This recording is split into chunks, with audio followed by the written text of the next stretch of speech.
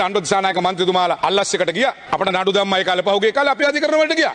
අපි නඩු වලට පෙනී හිටියා. අපි බයලා ගියේ නෑනේ. නීතිපතිතුමා ගාවට ගිහලා ඇඬුවේ නෑ මේ නඩුව අයින් කරන්න කියලා. ඒ නිසා විපක්ෂ නායකතුමාටත් කොන්දක් තියෙන්න ඕනේ. ඒ මුදල් අවභාවිතා කරා නම් ඒ නඩු වලට පෙනී හිටලා වැරදිකාරද නිවැරදිකාරද කියන එක රටට ඔප්පු කරන්න. නඩු හබ ගැන වංචා දූෂණ ගැන ලොකක් සාකච්ඡා යනවා. ඒ පැත්තෙන් මේ පැත්තට මේ පැත්තෙන් ඒ පැත්තට. හැබැයි කවදා හරි ඒ පැත්තෙන් මේ පැත්තට කරන වැඩෙත් මේ පැත්තෙන් ඒ පැත්තට කරන වැඩෙත් නතර නම් කරනවා. ඔබතුමා මේ පැත්තෙන් මේ පැත්තේ යට කියනවා මේ පැත්තේ මේ පැත්තට කියනවා. සහතික වශයෙන් මේක අවසන් කරන යුගයක් මේ රටේ හදනවා.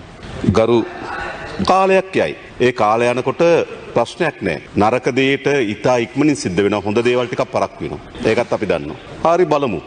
කවුද ඇතුලේ ඉන්නේ කියලාත් බලමු. හරිද? ඒ ගැන තියාගන්න එපා. හරිද? ඔබතුමා කිව්වා මේක නතර කරන්න ඕනේ කියලා බොහොම හොඳයි. ඒක නතර කරන්න ඕනේ. අපිත් 100%ක් විතර ඉන්නවා. හැබැයි ඒ වගේම ඔබතුමා අමතක කරන්න එපා. ඔබතුමාලට 2015 ඉඳලා 19 වෙනකම් බලයක් පැවරුණා මේක හවර කරන්න. කැබිනට් මණ්ඩලය මගින් අවසර දීලා තිබුණා.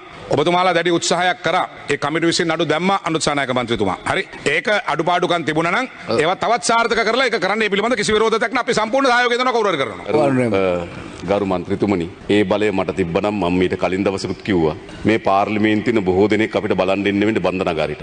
ඒ බලය මට තිබුණේ නැහැ හරියට. තිබ්බනම් මම දන්නවා කරන විදිහ.